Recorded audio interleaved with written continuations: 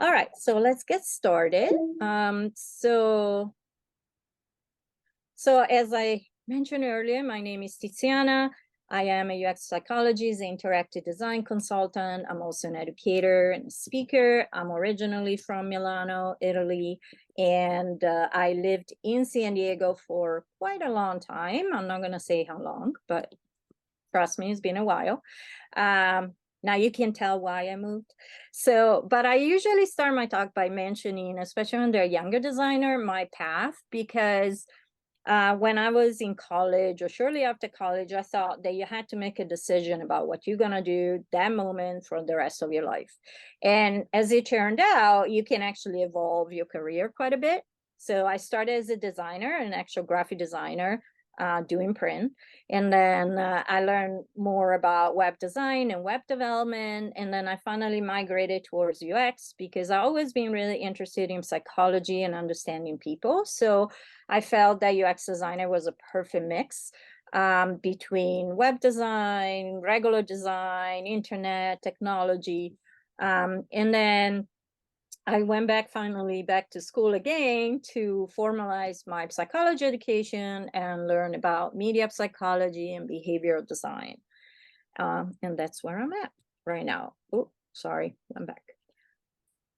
Obviously, I still don't know how to use slides.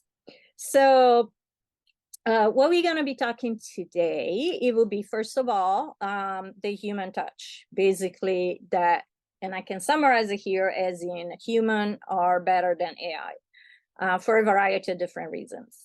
And then we also going to be talking about some of the main objection why people don't want to do usability testing, what you really need to run usability testing, how to make a plan, and then we learn how to test and measure, and then putting everything together. So we'll do some activities throughout the presentation. This is the link for the Miro board. And then I will repeat, you don't have to worry about the workbook, but at the end of the talk, you're going to be able to download a workbook with some resources and templates and so on.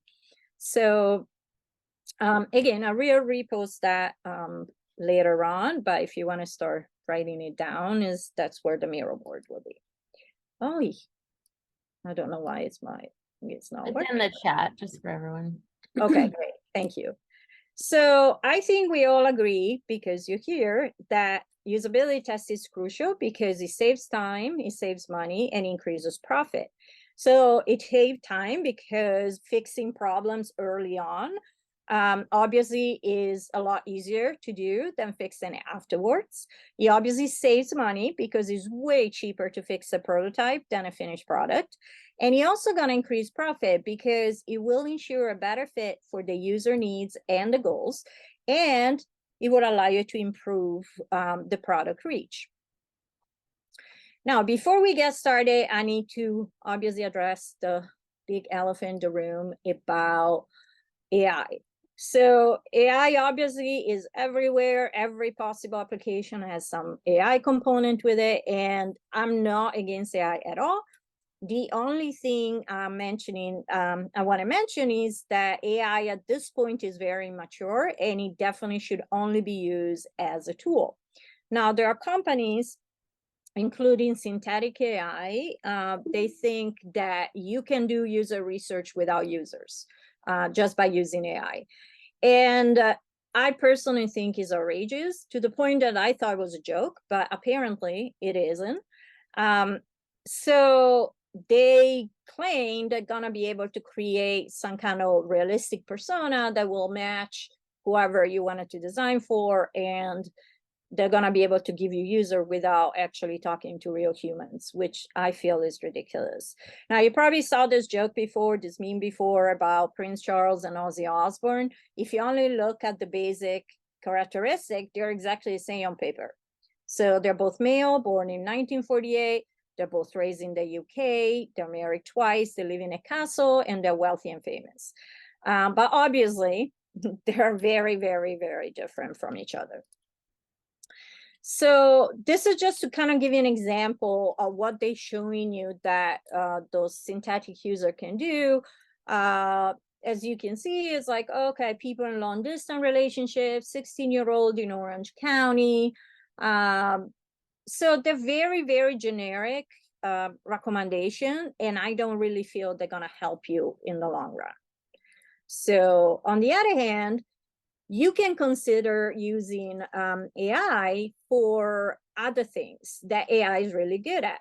So for example, one thing you could use AI for, help you formulate better question, at least as a first draft, or even like create patterns after you did your interviews, or maybe even usability testing, enter all this raw data into an AI application can possibly help come up with a pattern recognition, which is what AI is really good at.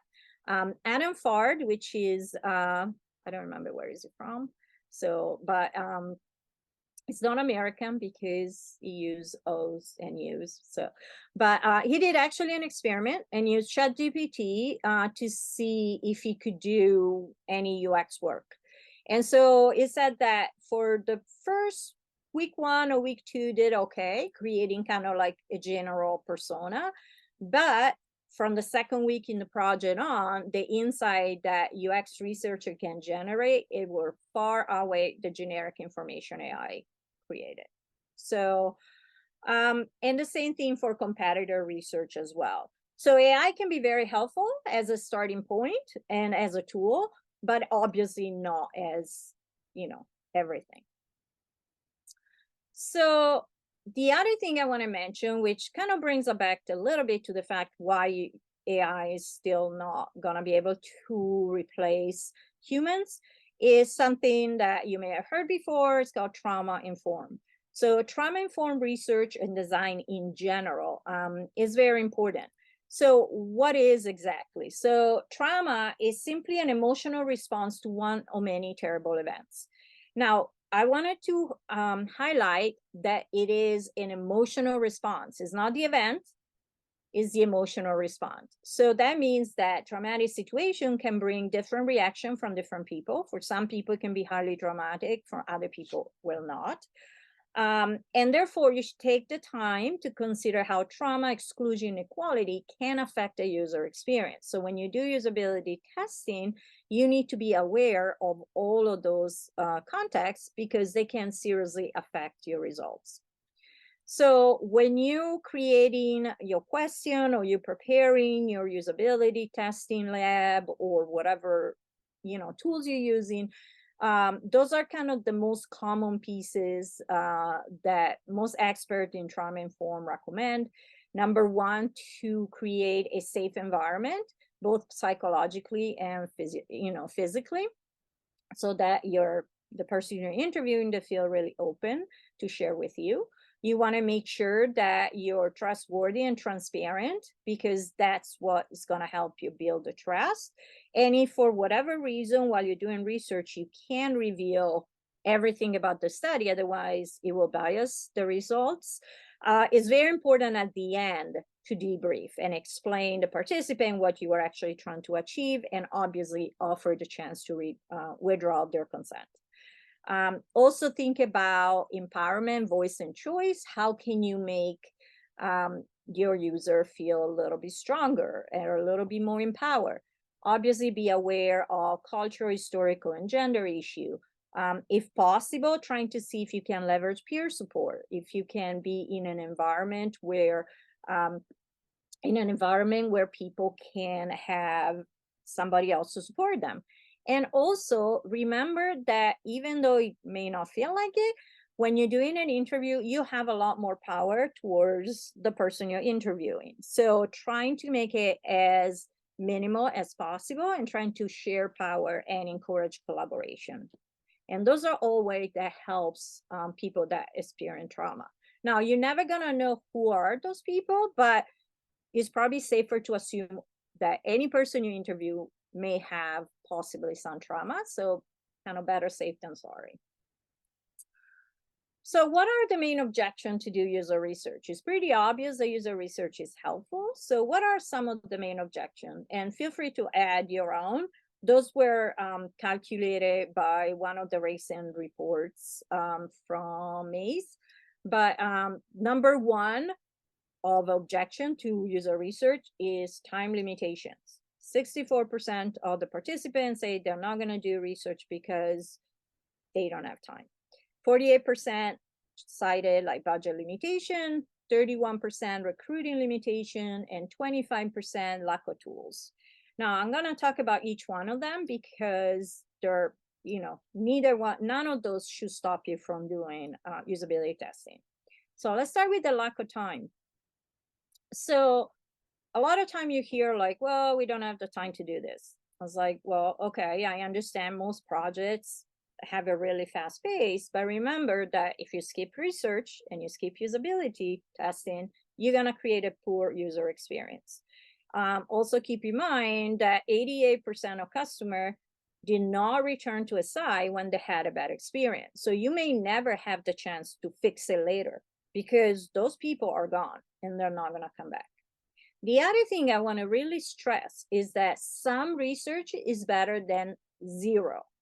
So a lot of time I think company feels like, oh, I don't have the money to interview like 20 people or 30 people. I don't have incentives. But testing as little as 5 users can detect up to 85% of the worst usability problems. Now, that doesn't mean you have to only interview 5 people, but if you really don't have the time, I'm sure you can find the time for one day to interview 5 users. And be creative. There are so many ways in which you can find people to test your app. Now, worst case scenario, you could actually test with fake user, quote unquote. That doesn't mean AI generated, but that could be people that are in your company, but maybe not part of your team. It's not the same as obviously interviewing other people, but once again, is better than zero. The other thing is limited budget. Well, limited budget is something that is very, very common, and you hear it a lot. Well, we don't have the funds. We can't pay people to do usability research. We cannot do that.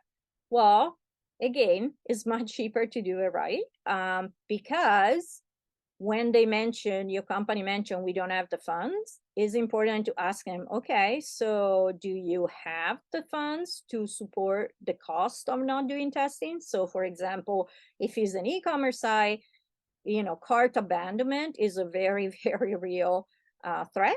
So it will cost a lot of business, right? So you don't think about it right now, but in the future, can you afford not to test? And again, some research is better than none. 90% of internet user they will not go back to the same website, and is worse for apps because mobile design is usually worse than desktop design. Now, also, this is interesting because I took this diagram from a synthetic user in which they were showing them, oh, this is how much it costs you to do usability testing. It would be so much cheaper for us. But notice that they posted that and just say, okay, for 10 participants, it will cost, if you do it yourself, maybe less than $1,000. If using a platform like user testing or any of those other companies, it may cost you $1,500. So again, it doesn't, it seems like a lot of money, but at the end, wouldn't you rather spend like less than $1,000 now versus thousands and thousands of dollars later trying to fix the problem, right? And just so that maybe you can use that to convince your boss, I checked it yesterday, so that should be pretty accurate, how much a software developer salary goes in Seattle. So the average is $52 an hour. So I did some front-end development, and I can tell you it takes a long time to code. So if you do the math, it will end up costing you way more than $1,000 to fix a big problem. So maybe that could be another interesting way to convince your boss about it. The other objection is like, well, we can't find users. How can we find users, right? So if you don't have any participant, like I said, proxy user work in a pinch. I wanted to emphasize one more time, proxy user does not mean AI generated. That means real human.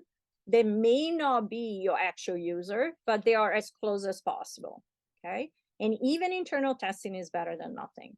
Also, look for different options, specialized company, guerrilla recruiting, in which you show up in a particular place where you think your customer would hang out and ask somebody's like, can I ask you a couple of questions?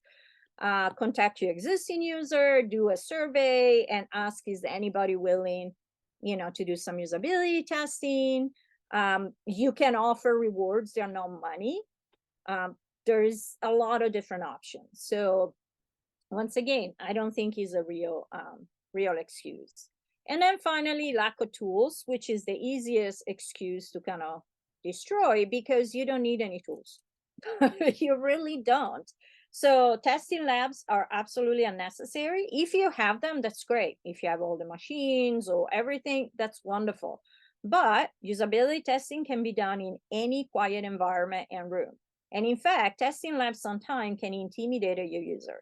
So not having an actual lab can be very helpful to make your participant more at ease. And you basically only need three things: a facilitator, a prototype, and participant. That's it. You don't really need anything else, okay, as a bare minimum. Oops, sorry. All right. By the way, I don't know if you're familiar with this book. Is a very thin book from Steve Krug, famous because he wrote Don't Make Me Think. So many of you may have heard of it. But he also created this book called Rocket Surgery Made Easy, which is the do-yourself guide to finding and fixing usability problem with a do-yourself usability testing. So really easy read. But just to summarize it, it says you don't need a lot of time. You don't need a huge budget. You only need, at the very least, 5 participants. You don't need an expensive tool. But you do need the expertise of people doing the asking the questions. You need active listening skill. You need to learn about research, and obviously you need empathy. So even though I feel like everybody can be a researcher, you still need to practice and develop your skills. So it's not something that necessarily you're born with. So he actually, and I'll give you the link at the end of the presentation, has a really good site that has a lot of resources, including a mock usability testing recorded. Even though it was a few years ago, it's still really, really great content. So let's look at some of the roles, and then in the meantime, we'll do maybe some exercises. So the first thing for a successful testing, there are like 4 parts. Number 1, understanding what do you need as far as people, making a plan, defining how you're going to measure success, and then the actual test itself. So what are the roles? Who do you need to do a test? Like I said, you only need 3 things. You need the facilitator, and that will be kind of the most important one. The facilitator, think about it almost like a tour guide or plus a therapist. So the facilitator explain what's going on, present different scenario, ask question, obviously does not suggest the right answer, which is one of the hardest thing, in my opinion, to do, to trying to have a very neutral questions. Make the participant feel at ease and emphasize there are no wrong answers ever. Reassure the participant and encourage them to think out loud, because that's the only way we can actually understand what their mental model are and what they're expecting. Obviously observe reaction and behaviors, and then collect and groups all the test outcomes. Now, if the facilitator can have an assistant, it is even better, because then he can really focus on the participant and the assistant can write notes. But again, if you're going for a really limited budget, one person that's being trained as a UX researcher or UX designer will work.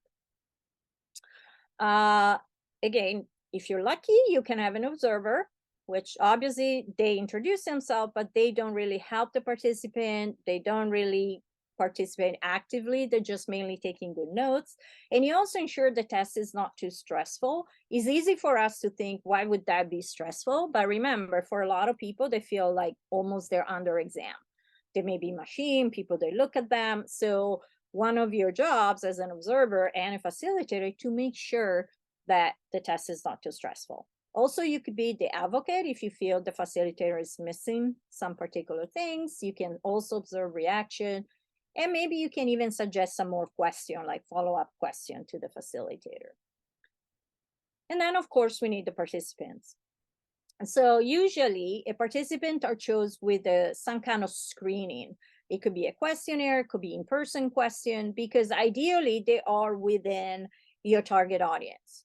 The participants sign a consent form, but even then, you should really pay attention to what is in this consent form and make sure they're easy enough. I remember doing a test one time as a participant, and I had to read a 3-page of legalese, NDAs and stuff like that to even start the test. So probably you don't want to do that. Obviously, participant answer question, perform scenario. You may have some kind of questionnaires, trying to think out loud. And remember, they can always stop at any time. They can refuse to go on. They can withdraw their responses for any reason and receive some kind of rewards, because just like your time is precious, their time is precious too. So what is the plan? When you're preparing a usability testing, especially if you want to create a buy-in, having a plan is always helpful. So basically, you want to be prepared to create a very successful experience. And the more successful your usability testing will be, the more likely is that your boss or your superior decide that they want to do more. So your step number one, of course, to figure it out the right participant, and trying to be as diverse as possible in your group to participant. Obviously depend on the project, but you want to have as much diversity as possible, because unless your product is very, very, very niche, the population is very diverse. Then you're going to need to decide, what are you testing? Most likely not, you're not going to have the time to test every single aspect of your app or product or design. So be really focused on what makes the big difference. You want to create scenarios for your task, and we'll see that in a second. Obviously, have some kind of prototype ready, and the prototype doesn't have to be fancy. We're not talking about, oh, this beautiful Figma animations or things like that. A paper prototype works just as well. In fact, a paper prototype may help you eliminate a bunch of usability issues before you even start spending time in Figma. So that would be obviously a great solution. You want to use some kind of note-taking template so that you're going to be, you don't have to worry about how to write your notes. You're going to prepare and rehearse some scripts. You're going to have a reward and your consent form, and make sure you have breaks in between sessions. It is stressful to listen to people for a whole day. So you want to make sure you take little breaks. You also want to reflect about what happened, make sure you have all your notes. So always schedule your break before a different session, and try to figure it out, how many people can you interview in a day. Everybody has a different stamina, so make sure you don't burn out. So now how you create your plan is really up to you. But the first thing you want to consider is you want to create some screening question. Obviously, you want to find out, are you in my audience? Now, every participant is useful, but obviously people, they are either your existing customer or somebody matches the customer you have or you would like to have, is better. So create some questions and then send it out or distribute in person, depending on the occasion. So I usually recommend to have 2 sets of questions. One, it will be some general question. Again, this is going to be very, very general, as in, do you use a smartphone, or, if it's a website, what kind of browser you're using? In general question, they are kind of related to your app or to your product, but they're not super specific. Let's say you're designing an AI-based news hub. So obviously you want to kind of gauge, how do you feel about AI? Because this is going to be, a very big part of the app. So it's important to know before you even start how important it is. And then, it's an app. So do you use any apps? Which apps? Are you worried about privacy? Anything that kind of relates. And then you want to be really specific. So again, you're designing an app about the news. So you may want to ask questions about their news consumption. So do you follow it? How often do you share pages? Where are you getting your news? Do you trust your news apps? Do you ever do doom scrolling? which means when you go keep on reading worse and worse and worse news, and you get more and more and more stress. And if you don't know what doom scroll is, you're lucky. So that means you don't do it.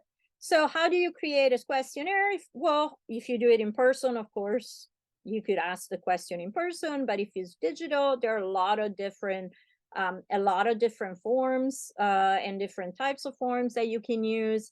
I'm a designer by trade, so I always trying to do something a little bit nicer than just a Google form. So, but it's really not necessary. This is kind of an example of a form I did, so it should still be live if you want to check it out on Typeform. But just so that, again, doesn't have to feel a chore. That's a goal. You don't want your participant feel like they're working. Okay. All right. So let's imagine that we're designing Spotify. I'm assuming all of you are familiar with Spotify, at least in part. If not, it's an app that allow you to play music. If you have a Plus subscription, you don't have any ads. You can create playlists, listen to podcasts. It's just really basic music app.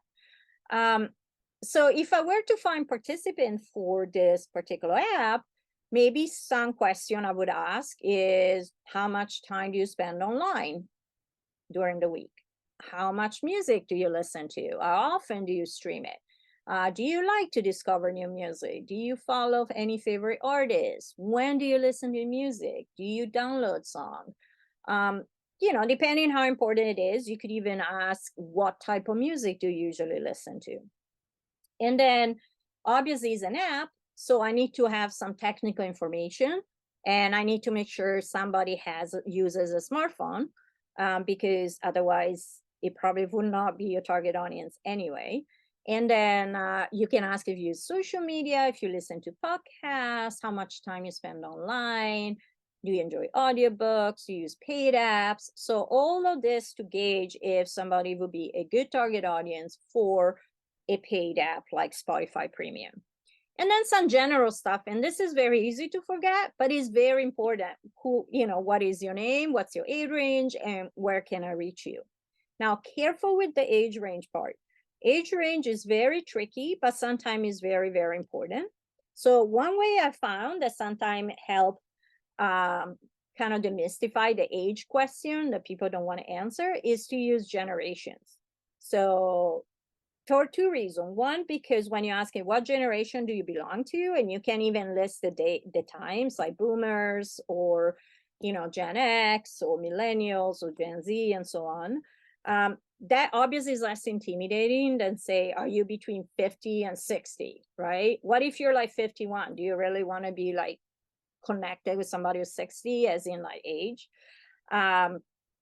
The other reason is when you're asking which generation you identify the most with, is even more important than the physical age, because that will describe a series of characteristics that can be much more useful to you versus the actual age. So this is my technique. That doesn't mean you have to do it, but I found it to be a little bit less, not threatening, but a little bit less annoying than just say, what's your age range? And also I have one more thing that is my personal pet peeve about surveys is when you asking question, make sure to avoid binaries. And I'm not just talking about gender, but even something like, I am a consultant, but I also an educator. So a lot of time in survey, they're asking, do you work full-time or part-time? And I never know what to answer, right? Because technically I work full-time, but I don't work full-time for one company. I teach in different schools and I consult. So keep that in mind, that it's always better to give the option to either add an other or write your own response. It can make it easier on people. All right, so we're gonna do our first exercise. But before we do, I wanna kind of explain you what this diagram looks like. So when you do an app, when you design an app, a website or whatever, obviously people go to your product for some reason, right? And you need to know what is the main reason. So I like to use this diagram for create this matrix for understanding and prioritizing which are the most important task or feature that your app or product needs to have. So it's usually broken down in two different axes. One is how many people using this feature, and the other one are often. So obviously you want to figure it out what feature everybody use it all the time, and the feature that everybody use most time, or the feature that most people use always. So basically all this kind of orange area, those are the feature you should focus on. So so let's do an exercise, and let's try to do this exercise for Spotify. So let's try to figure out, what do you think are the most crucial feature of Spotify? So let me give you again the link for Miro if you don't have it. Okay, let me share it again. It's in the chat. Oh, you already put in chat? Okay, perfect. Yep. Okay, so, and let me share the screen as well so I can show you what it looks like. Okay, I know that. Okay, let me share. So let me get Miro as well. Okay. All right, so you should be able to see the Miro board. Oh, I just copied that. Perfect. So let me show you kind of how it works. If you haven't used Miro before, I think is a pretty cool whiteboarding application. It works like any other whiteboarding application if you ever use it. But if you haven't, there are tools right here on the left side. And basically what you want to do, just grab a sticky note. You can pick whatever color you like. Let's say green, right? Just click somewhere and then say, write down one of the feature that you think a lot of people in Spotify use. So for example, I'm going to start with the easy one. Listen to music. Okay. So to me, listen to music, people go to Spotify to listen to music most of the time. Again, there can be different opinion, and that's totally fine. This is the whole point under the exercises. So let me know if you have any problem like finding the board, but I'm gonna put about 10 minutes on the clock. Well, let's say 5 minutes, 7. I'm gonna put 7 minutes on the clock, and I give you time to kind of add all the different feature and position it wherever you think it is. So if you think that most people most of the times, or everyone all the time, or maybe rarely, whatever you can think about as far as Spotify is concerned, all the things you can do in Spotify. So write it down and then position in the right square. Does that make sense? So the sticky notes are here. You want to click, pick whatever color, and then once you have that, notice that it's loaded in your cursor, and then you can just start type it in and then just move it around. All right, everybody's ready? Yeah? Okay, I'm gonna put the clock. Here, go. Oh, I didn't pick the music now. Oh, okay, whatever. Let me see. Oh, let me see if I can pick the music. That's kind of a cool thing about Miro, that when you put a timer, you can actually choose the music. Oh, but now it doesn't let me because I didn't do it from the beginning. So anyway, all right. So I'm gonna stop my video for real quick, so you don't need to see my face while you're doing this, and we'll be back in about 6 minutes and 41 seconds.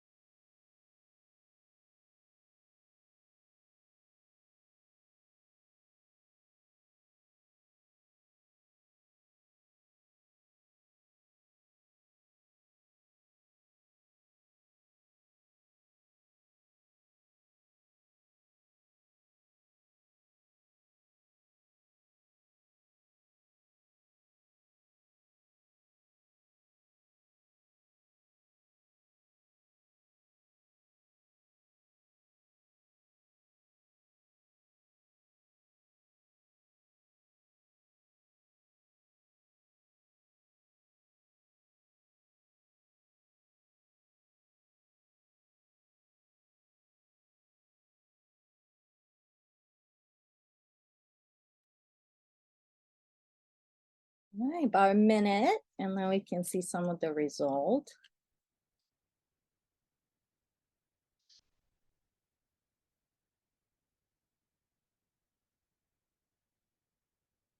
Mm.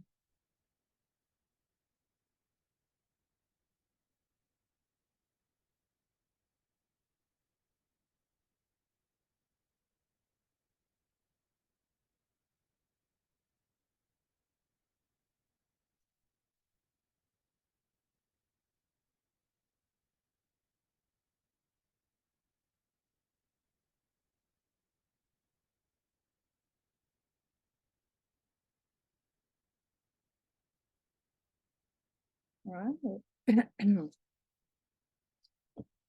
20 seconds, still time to put one more feature.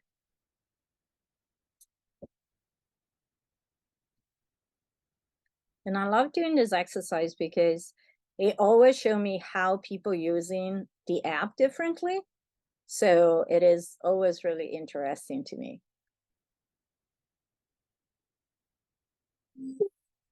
All right. So I think we all agree that listen to music and probably play, pause music are definitely, kind of do or die features. So, and then I really love how someone said AI DJ, because very few people I know actually try that. So if you haven't, I recommend you try it out just to see how you feel about it. I'm not thrilled too much about it, but it's definitely an interesting experience.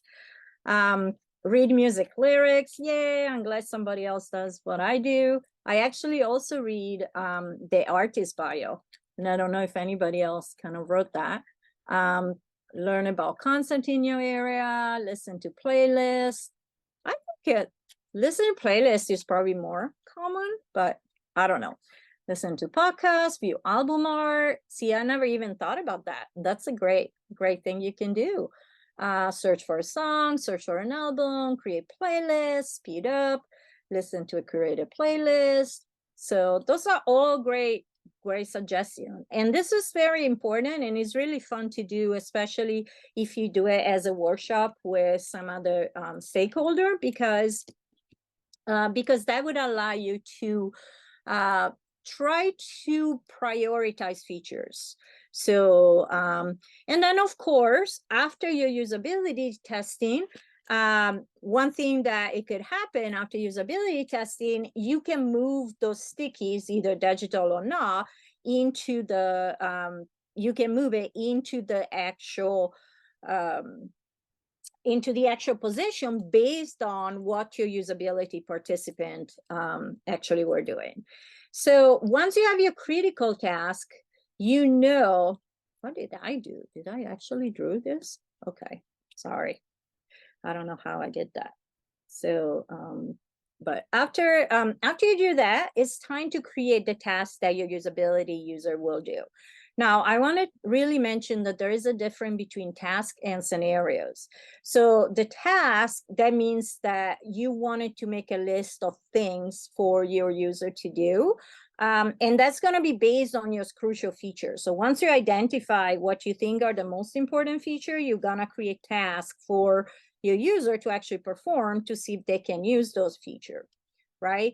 But when you want to create a task, a lot of time it's better to create an hypothetical scenario, because it helps your participant to kind of be really in the role. So for example, let's say that you wanted to upload a photo on a photo sharing app, let's say Instagram, right? So that's your task. You want to see if the user are able to upload a photo on a photo sharing app. However, you don't want to simply tell it, upload a photo, because that's way too easy, right? You want to, in the real life, they may not using the exact word. So instead of just saying that, you can create a mini story around it, like a scenario, and say, hey, you took a great photo of your favorite celebrity and you want all of your friends to see it quickly. So you don't really tell me what you want me to do. You're just trying to figure it out if I could understand how to upload a photo. Does that make sense? So it's a little bit more involved, but I think from my experience, to give you a little better results and a little bit more honest, because if I'm asking you to upload a photo, you may look for a button to say upload or to have an icon say upload. So I'm not really sure if you knew how to do it or if you just recognize a symbol. Versus if I'm giving a scenario, I have a little better idea if you actually understand what to do it. So how do you write a good scenario? So number one, you want to provide a realistic context. So you want to make a case. So for example, let's say that your target audience is, maybe like grade kids, like high school kids. And then, so you don't want to make a scenario, and you want to do the same scenario about uploading a picture. You don't want to create a scenario in which it talks about your child just learn how to eat by itself, because it's very unlikely that, hopefully, the teenage kids will have children. So you want to make it realistic for the people you're interviewing. Also, you want to try to use your participant language. Don't use like any product specific term, and direct instruction, avoid jargon. Make it detailed, but not so long that they don't remember what they're supposed to do. And obviously make sure that there is a solution to this task. Also, trying to avoid tasks that are too easy or too difficult, like log in. Okay, unless your login is really hidden, probably is not the best task. And you want to use real content, no Lorem Ipsum, and careful with emotional reaction. So again, you want to stay as neutral as possible so you don't influence anybody. Okay, so all right. Oh, wait. So let me give an example, and then we're going to try to do the same for Spotify. So this is an app that is actually a real app called the Newsroom. And what it does, it presents you every day with five pieces of news that were chosen by AI, but reviewed by humans. And it will show you all perspective for each piece. So let's say that my tasks are check out the app and create an account, read the article behind the headline, check the article sources, and find out how the article are selected. So those are my 4 tasks, the one I wanted to do. Okay, how can I rewrite those as a scenario? Well, maybe you can do something like, for the first task, say check out the app and create an account. Maybe you can have a little story as your friend sent you an invite for this new news app and they're raving about it. You're curious and want to know what it is all about. So for this particular app, you need to log in to be able, or create an account to be able to look at it. So in that way, if they go into the app, they're going to have to create an account. So it achieved the goal, but in a much more kind of indirect way. The second one, read the article beyond the headline. So maybe you can say you're reading in this headline, AI pioneer Jeffrey Hinton leaves Google to warn about AI risk. And you pick your interest. You want to know what it is all about. So once again, obviously you want them to click on the article, but what you don't want to do, tell them exactly click on the article. The last one, it will be check the article sources. And you can say you notice that the article is mainly reported by moderate news sources. You want to know which sources were used. One thing about this app is that it will show you exactly which sources the information comes from, which news outlet. And finally, you want to find out how the article is selected. You could say you're intrigued and impressed by the article selection and wonder how the app chose them. Right? So it's the same thing, but it is a task. Right? So it's a task, but you don't get, give it too much information. Okay. So if you go back here, did I write it here? What happened to this? That's so bizarre. I don't know where that came from. Is that Miro? Huh. I don't know. So that's so weird. So anyway, so if you move down 1, actually 2, let's create some scenario for Spotify. So you can refer to some of those tasks. For example, listen to music or listen to playlists. You can pick whatever task, just copy the sticky notes and write a scenario right next to it and see kind of what we could do.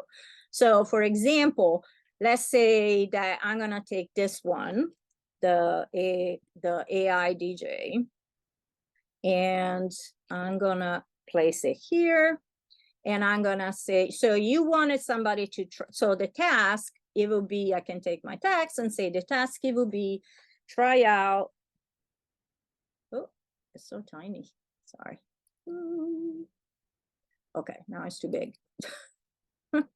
Try out the DJ feature, the new AI DJ feature. Okay, so that will be your task, right? Try out the new DJ feature.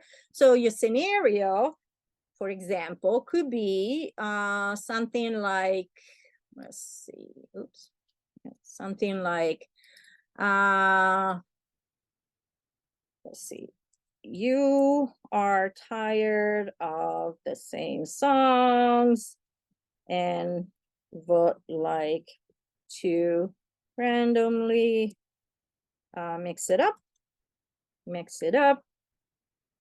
And then maybe you could say your friend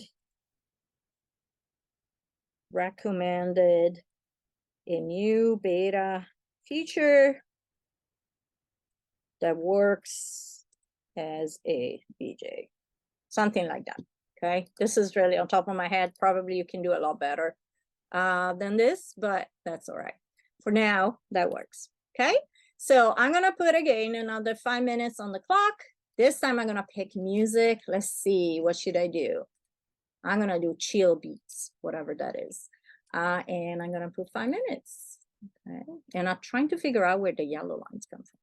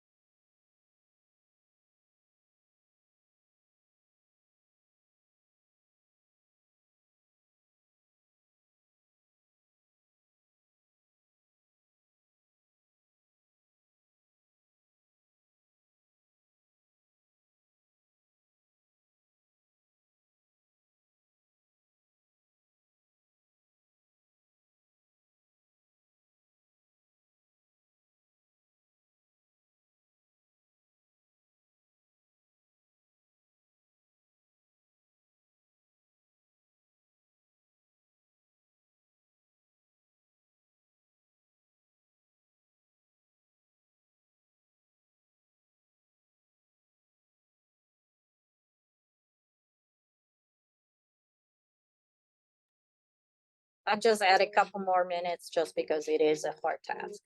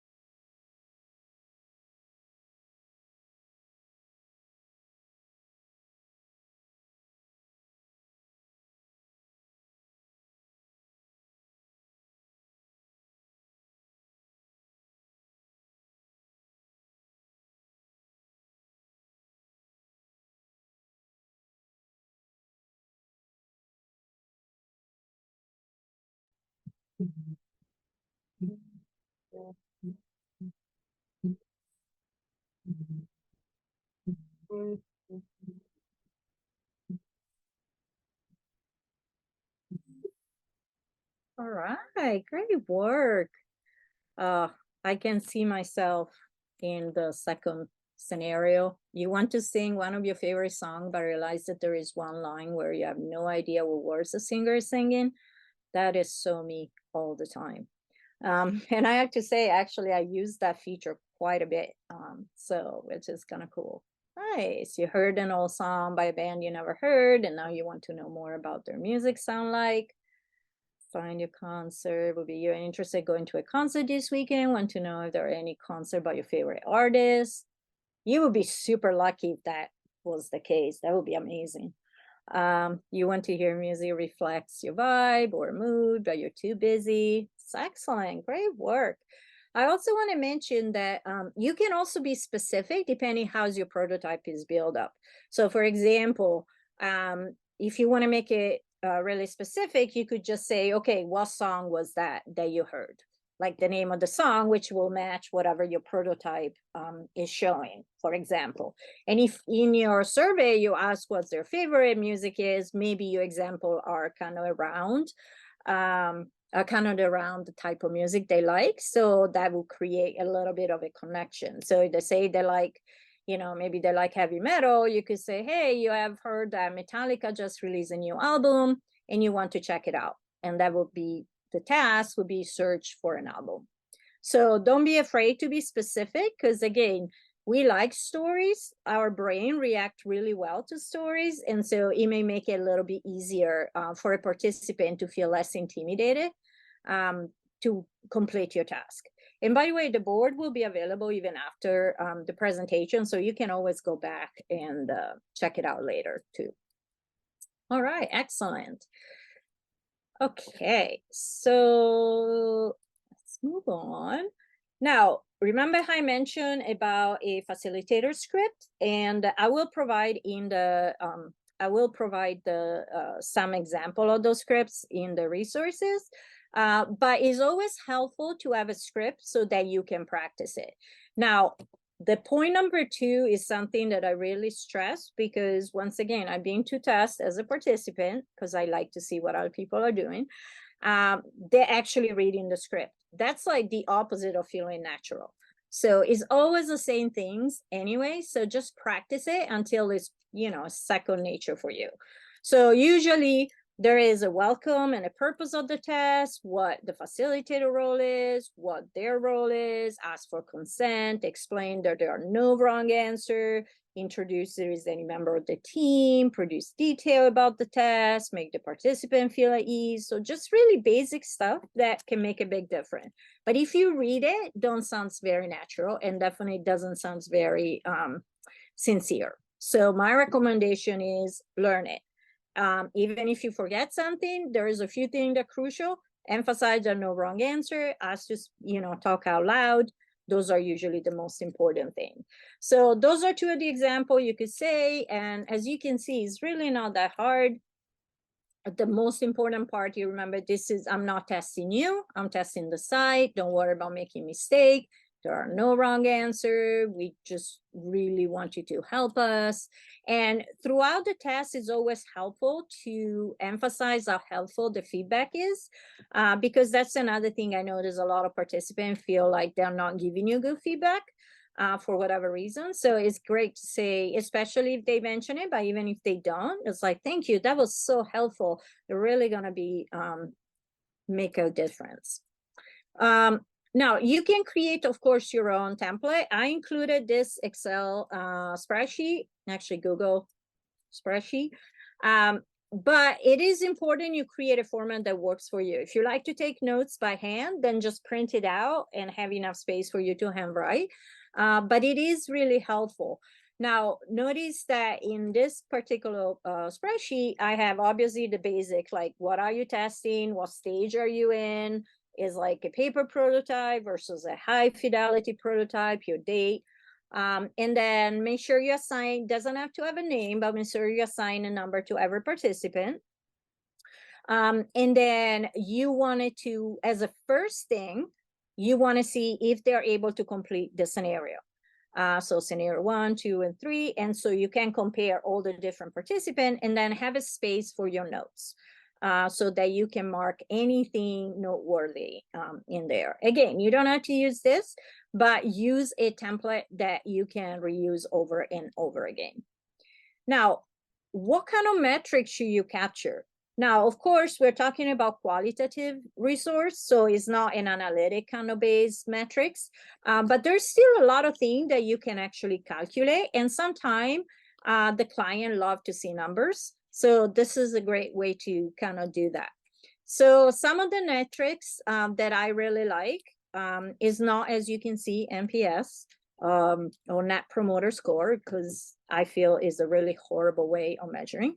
But I really like those two, which is UX Lite and CSAT.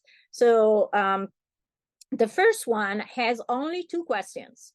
The products feature meet my needs, and this product is easy to use. That's it, on a scale to 1 to 5. Sometimes you see a 1 to 7, but it's the same thing, right? So most people will not have any problem of filling something with like 2 questions. And that would allow you to see what the average among the people that tested your product. The customer satisfaction question is really simple. I'm sure you saw it a million times. It's like, how would you rate the satisfaction with the product, the goods, the service that you receive? I know you've seen it. It can have little faces. It can have numbers. Usually it's on a scale to 1 to 5. I always like the faces. But remember, you can be creative in this as well. Why don't you for example, personalize it? If you're doing it for Spotify, maybe the little face could have headphones on or a microphone. I don't know, something like that. So the more you can make it look like it's not work, the better the results generally. So those are 2 that I really like. There's a few other one. This is the customer effort score. The company made it easy for me to handle my issue, and of course, change of wording so it matches your product. And this is a scale of 1 to 7. And the single ease question, and this is the single ease question will happen after a particular complex task. So how easy was to complete the task, or how did you find, even better, how did you find the task on a scale to 1 to 7 from very hard to very easy? Now, many research has been done. It doesn't matter if you start from hard and go to easy or vice versa. Same thing for negative to positive. So just do whatever sounds natural to you. If you want to say on the left, it's going to be really easy, on the right, really difficult, it's totally fine. There's one more that I want to mention just because I thought it was really cool. This is the NASA TLX Task Load Index, and they're actually using this. I don't necessarily recommend it for usability testing, but I loved it, so I figure I'll share it with you. So there are actually 6 questions that were actually tested. So it say how mentally demanding was the task, how physically demanding, how hurried, rush was the pace, how successful do you feel you were, how hard did you have to work, how insecure, discouraged, irritated, stressed, and annoyed were you? I don't know, I just found it really fun that NASA actually have those kind of tests. So once you collect that, then you're going to be ready. To actually report all the different results. So the test itself should be now really, really easy because you did all your preparation. Everything seems really, really young, really, really great. My advice and the advice of Steve Krug is test as often as you can. Even if you can test only 3 people at the time, but just do it all the time. So I would start testing with lo-fi prototype, even like just paper prototypes, and you will be amazed how much you learn from paper prototypes. One of the advantage is because it's so lo-fi, nobody think it's finished. And so customer are way more, or participant are way more open to offer suggestion because it looks unfinished. And every time I have my student do that, they're always shocked by how much they can fix usability at that stage. And creating a paper prototype, it takes you what, an afternoon, maybe? You can obviously have hi-fi paper prototypes, that means printouts or screens. You can have wireframe, you can have actual really fancy prototype. You can do it with finished product, especially if you have to do a redesign. So really, it's never too early, right? So just do it as often as you want. Now, that's the other tricky thing. You want to get honest feedback. You don't want people say, oh, I love it, and then they really don't. There are so many examples like this. It's just incredible. In fact, I was just reading about it yesterday, about something that Sony in the late 80s was creating Walkmans, this little cassette player you can carry around. And they want to introduce a new color, which is bright yellow. And they did like focus tour, and they asked everybody. Everybody was like, yeah, we love yellow, so sporty, so great. But then when they did a real test, as in they offered the choice to pick one of the two, either a black one or a yellow one, everybody took the black one. So just because somebody tell you that this is exactly what they wanted to get or they would like to get, that doesn't mean it's true. Now, that's not because people want to lie. In fact, it's the exact opposite. They don't want to hurt your feelings, and they're trying to give you the answer they think you expect. And so it's not necessarily a conscious thing, but they're trying to help you by telling you what you want to hear.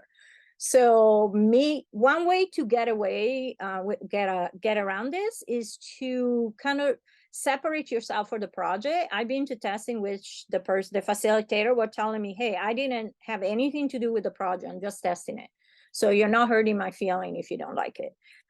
Obviously, there are cases in which you can't say that, but trying to make it really clear that you want honest feedback. Also, they may feel like they are under test and they're trying to do the best that they can. Maybe they feel like, oh, I need to complete the task very fast or something like that. So again, repeat as many times as you need to that this is not a test.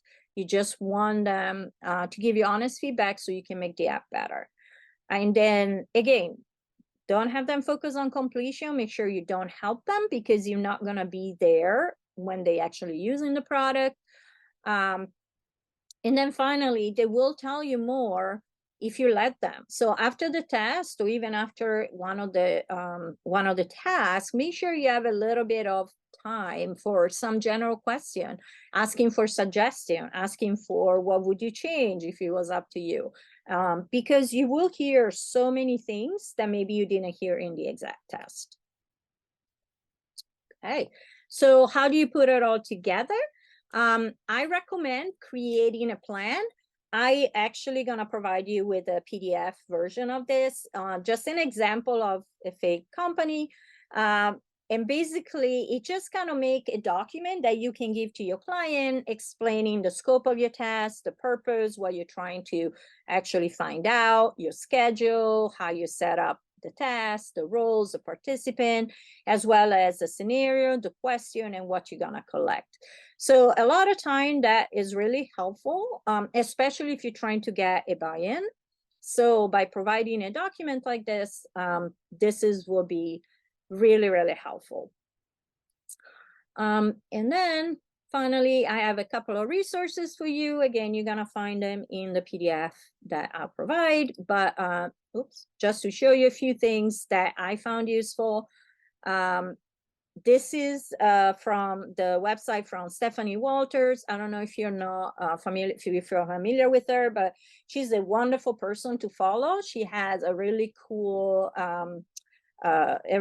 like newsletter, I guess, every week. She posts some really, really interesting resources, and she creates her own as well. And she have a whole section on user interviews research. Some of them are free, some of them you can buy, but as you can see, even though this is in, I think in Euro, but it is pretty affordable.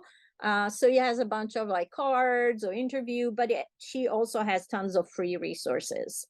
So it's a wonderful place to go to learn more and to get more support. I also a big book fan, so I had to mention some books. So Interviewing User is now in a second edition. In fact, hasn't been released yet. It will be released very soon. It was the first edition was great, so I'm assuming the second will be the same. I mentioned already Rocket Surgery Made Easy. That's another really cool book. The UX methods is kind of almost like a dictionary, not dictionary, but a collection of all the methods that you can use to interview and research user. And the last one is more generic on UX design, but it definitely has a whole section on UX research as well. And then finally, a few websites where you can find a lot of really good information, except, beside, of course, UXPA, Smashy Magazine, Adam Farr, the UX Collecting newsletter, Interaction Foundation, UX Research Strategy. All the links for those will be in the PDF as well. And with that, we got to the end. So you can download the PDF with all the resources at this link. So, and I can put it in, let me get out of presentation so I can copy it over in the chat as well.